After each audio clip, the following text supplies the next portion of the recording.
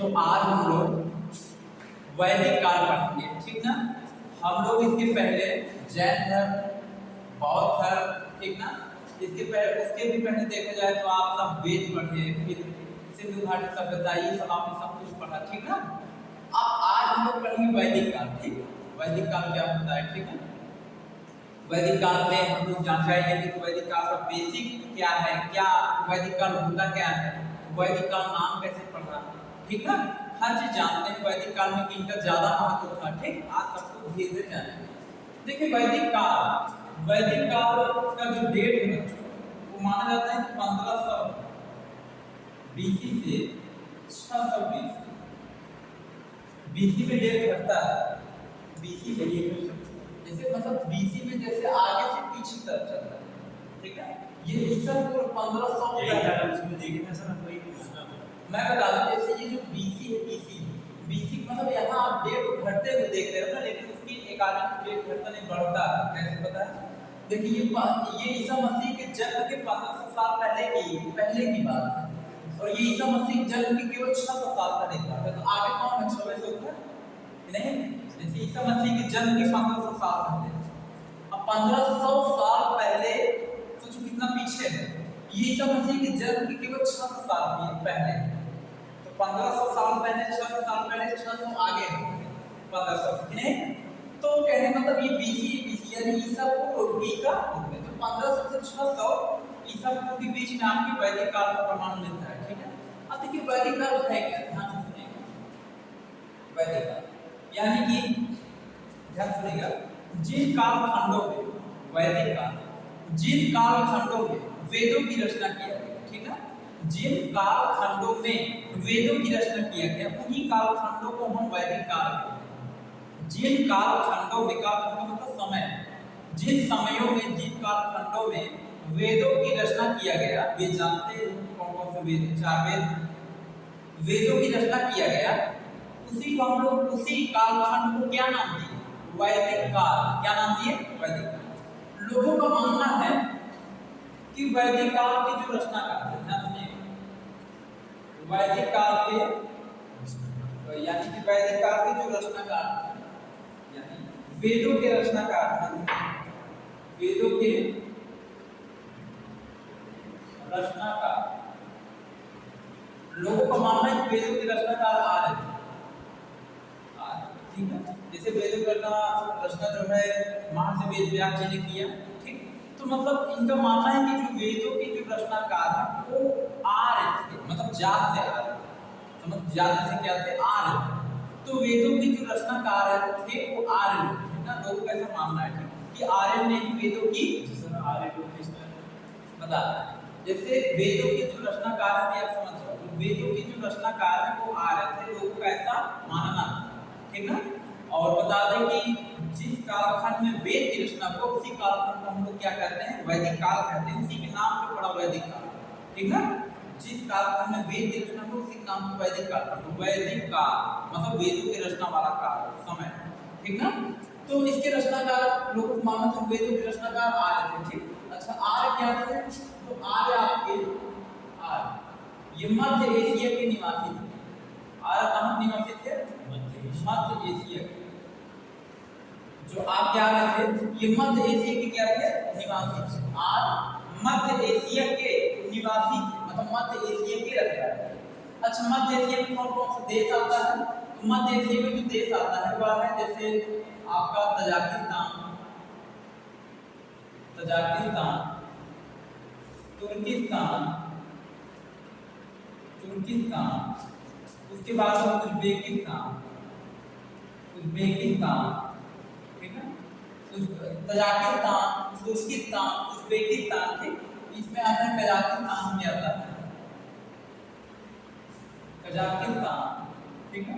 ये सब आपका मुस्लिम बाहुल्य क्षेत्र आते हैं।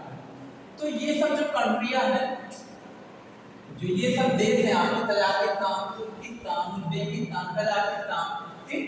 ये सब जो देश है, ये सब जो है मध्य एशिया के देश है, मध्य एशिया के आपको मिडल एशिया के कंट्री देश, ठीक है। तो आज जो मध्य एशिया के निवासी थे ऐसा माना जाता है। और हम आपको बता दें आर्यों की जो भाषा थी, आर्यों की भाषा संस्कृत थी। कौन सी भाषा थी? संस्कृत। आर्यों की जो लैंग्वेज थी, आर्यों की भाषा, आर्यों की भाषा संस्कृत। आर्यों की भाषा कैसी थी? संस्कृत। आर्यों को संस्कृत आता था, ठीक।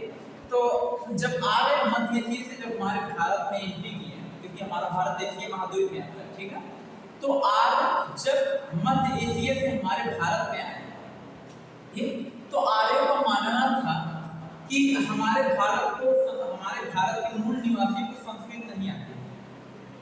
उस समय हमारे भारत के जो मूल निवासी थे उनको संस्कृत नहीं आता। तो जब हमारे भारत के मूल निवासियों को संस्कृत नहीं आती थी, तो आर्य अपने आप को बहुत उच्च वर्ग का समझते थे।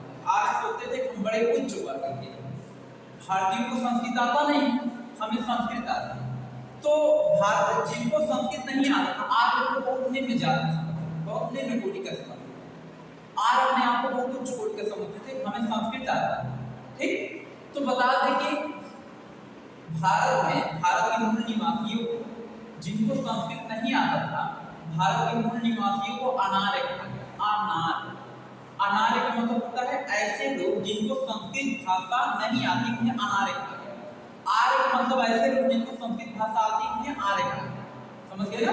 आपको पता है संस्कृत देवताओं की भाषा थी उस समय, पहले समय संस्कृत देवताओं की देवता लोग संस्कृत में बात करते थे। तो बता दें कि ऐसा सिचुएशन था। फिर उसके बाद आर्यों ने डिसाइड किया कि हम जो है भारत में, हम सभी लोग भारत में, मतलब सभी आर्य भारत में लोगों को संस्कृत सीखना है, ठीक। तो संस्कृत सिखाने के लिए जो है दो ऋषि थे, एक थे गौतम राहुलगण, दूसरे थे अगस्त ऋषि, ठीक ना, संस्कृत सिखाने के लिए। जैसे नाम आपको बता रहे हैं स्लाइड में,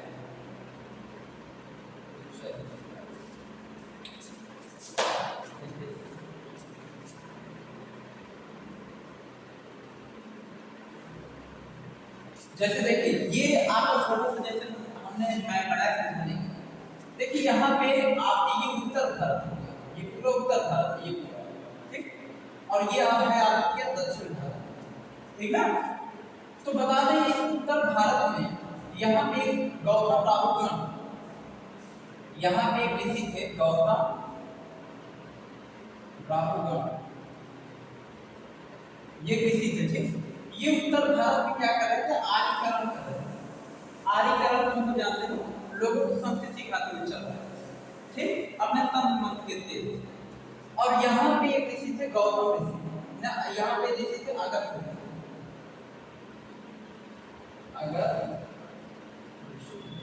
ठीक। एक दक्षिण भारत में संस्कृत सिखा रहे थे, ठीक।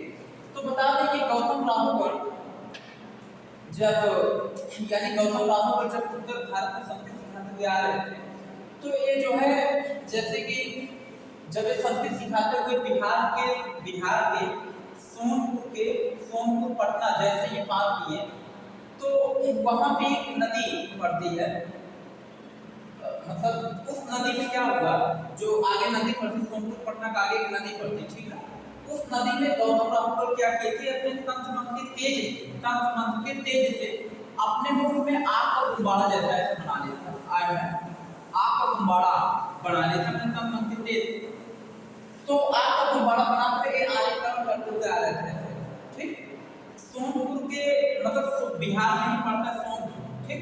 तो सोनपुर पटना जैसे पार किए, तो यहीं पे एक नदी में उसी का एक नदी पड़ती है, उसी नदी में क्या हुआ, इनका जो मुंह में गुब्बारा जैसा नहीं बनाया था, आपका गोला जैसा, वो जो है नीचे गिर पड़ा, उसी नदी में गिर पड़ा, ठीक है। जब उस नदी में गिर पड़ा, तो ये जो है गौतम राहुलगण पूरा उत्तर भारत आर्यीकरण नहीं कर पाया, मतलब पूरे उत्तर भारत को संस्कृत नहीं सिखा पाया। तो ऐसा माना जाता है कि गौतम राहुलगण पटना को श्राप देकर लौट गए कि पटना अछूतों की भूमि, जो पटना है वो कौन सी भूमि है? अछूतों की भूमि है, इन्हें मतलब कि संस्कृत नहीं सिखाया जा सकता, ये अछूतों भूमि, यहाँ पे हर काम अमंगल होता है, ऐसा थिंकिंग करके वो श्राप देकर के वहां से चले गए, ठीक। उसके बाद दक्षिण भारत में जो अगस्त ऋषि थे, एक पूरा दक्षिण भारत का आर्यीकरण कर रहे थे, ठीक है। तो ये था। उसके बाद जो है मतलब ऐसा लोगों का मानना है, ठीक है, ऐसा लोगों का मानना है, ठीक। अब क्या हुआ उसके बाद जो है बाद जो ये आर्य लोग थे, आर्य, इनका जो जीवन था, यानी आर्य का जो जीवन था, यानी कहने मतलब वैदिक काल में कृषि और पशुपालन की चीज होता था। ठीक, तो जो खेती बाड़ी होती थी वैदिक काल में, खेती बाड़ी में कृषि भी होता था, पशुपालन में ये जो है गाय को पालते थे। किसको पालते थे? गाय। ये जो है वैदिक काल के जो लोग थे ये पशुपालन किए थे, पशुपालन यानी वैदिक काल के जो लोग थे पशुपालन में गाय को पालते,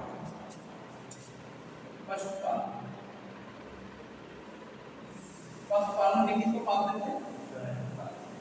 गाय को पालते थे। उसके बाद क्या होगा कि आगे चलते, जैसे कि आप इसमें एक नाम आता है गविष्टि, गविष्टि एक नाम आता है। जैसे गाय को पालते थे पशुपालन में, ठीक, और बता दें कि इस समय वैदिक काल में गाय का सबसे ज्यादा महत्व, वैदिक काल में गाय का महत्व सबसे ज्यादा। इसमें कहा जाता था कि जिस व्यक्ति का मतलब जिसके घर गाय अधिक, जिसके घर में जितना अधिक गाय है, काऊ गाय जितना अधिक है, वह व्यक्ति वैदिक काल में उतना ही धनी माना जाता है। ठीक, और जिसके घर पर गायों की संख्या जितना कम है, वह व्यक्ति उतना ही क्या माना जाता है? गरीब माना जाता है, उतना ही निर्धन माना जाता है। समझ में आ रहा है कि नहीं? तो धनी और निर्धन की, धनी और निर्धन की जो पहचान थी उस समय किसके आधार पर? गाय के आधार पर। मतलब गाय अधिक वह व्यक्ति धनी, गाय कम तो वह व्यक्ति कमजोर, मतलब निर्धन टाइप। ठीक, अगला एक वर्ड इसमें आता है गविष्टि, एक वर्ड इसमें आता है गविष्टि। ठीक, गविष्टि ये क्या है? गविष्टि क्या है देखिए, जैसे गविष्टि एक वर्ड इसमें आता है, ध्यान सुनिएगा। वैदिक काल में गविष्टि का मतलब क्या होता है? पहले के समय में जिस राजा महाराजा, जैसे पहले समय में वैदिक काल में बड़े बड़े राजा महाराजा थे, ठीक, तो गविष्टि का मतलब ये होता था, जैसे उनकी मतलब एक सोसाइटी, जैसे कोई राजा है तो उनका नगर है, उस नगर में लोग रहते हैं, ठीक ना, नागरिक लोग रहते हैं। तो अगर किसी भी व्यक्ति की गाय खो गई, किसी भी व्यक्ति की गाय खो गई, तो राजा का दायित्व होता था कि राजा अपने सैनिकों को आदेश देता था उस गाय को खोज कर उस व्यक्ति के पास पहुंचा दिया जाए।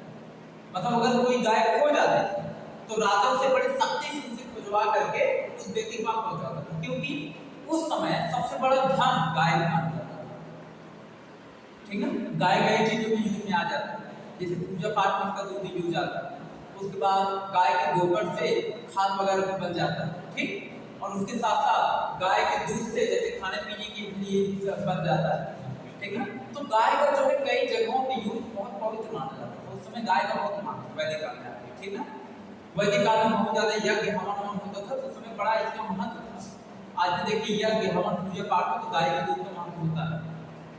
तो गविष्टि का मतलब होता था अगर गाय खो गई तो राजा जो है आपके, यानी आपका जो राजा है उसके पास आप सूचना लेकर जाएंगे, तो राजा गाय को आपको खुजवा करके ढूंढवा करके गाय को आपके यहाँ तक पहुंचवा देगा।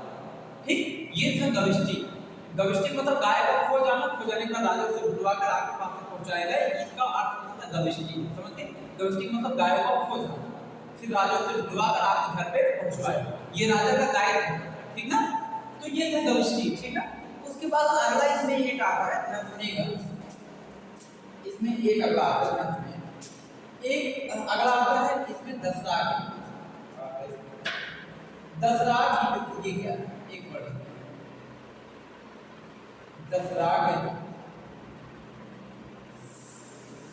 ये क्या होता है? देखिए जो इसमें एक वर्ड दशराग है।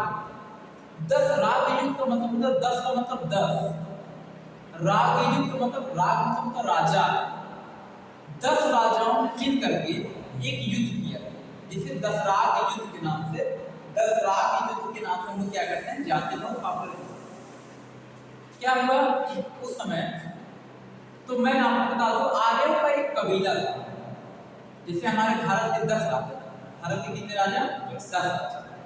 तो भारत के 10 राजा मिलकर आर्यों का एक कबीला था जिसका नाम था भरत कबीला। क्या नाम था? भरत कबीला।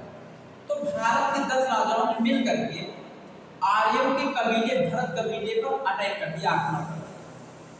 दोनों में युद्ध हो गया। तो भरत कबीलों ने मिल करके हमारे भारत के 10 राजाओं को हरा दिया, एक साथ 10 राजा हार गए हमारे भारत। तो जब भारत के 10 राजा हार गए, उसी को नाम दिए गए दसरा युद्ध। और कहा जाता है, ऐसा लोग कहते हैं, उसी भरत कबीले के नाम पर जो भारत का नाम पड़ा, तो भारत पड़ा उसी भारत कबीले के नाम पे पड़ा, ऐसा लोगों का मानना। ठीक है, तो बता दें कि दसरा युद्ध में विजय किसका हुआ? भरत कबीले का।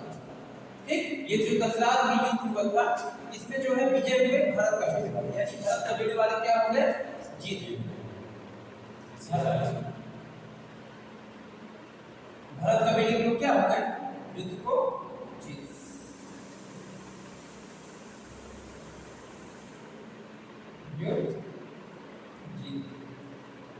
ठीक, यानी कि जो युद्ध हुआ वो 10 राजा, 10 मतलब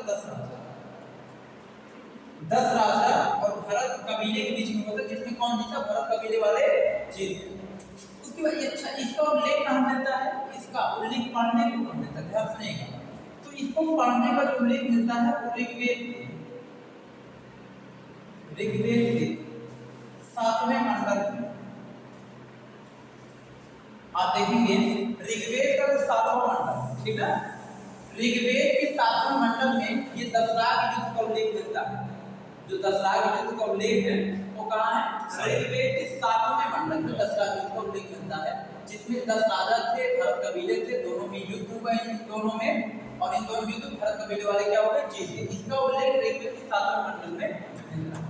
तो इतना आपको समझ में आया? अब देखिए, इतना आपको आ गया। अब आज का क्लास यहीं पे एंड करते हैं, इसके आगे का क्लास हम आपको नेक्स्ट प्रोवाइड करते हैं। आज समय हो गया है अगला क्लास करने का, ठीक है? तो आज के लिए